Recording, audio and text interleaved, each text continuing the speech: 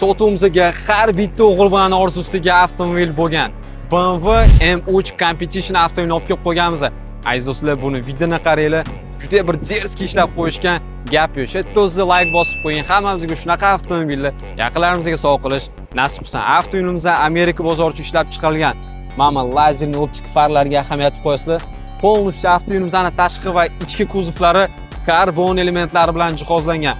Avtomobilimizning old shinasi R19 va orqa shinasi R20 dyumli Michelin baloni turibdi.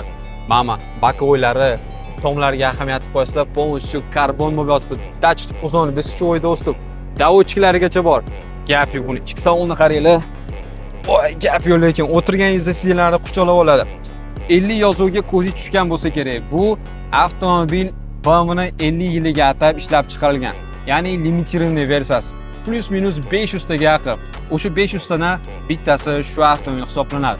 Rullari полностью karbon. M1, M2 knopkalarni ko'rishingiz mumkin. Head-up display. Sizlarni orqalarida M3 yozuvlari, aziz do'stlar. Haqiqatan zvera avtomobil.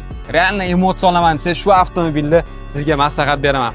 Mana orqalarini ham ko'rsatib o'tamiz. Sizlarni ko'rasiz orqalarini karbon bo'lib yotibdi, gap yo'q. Rost akasim zvera avtomobil. Bizning Telegram sahifamiz ham bor.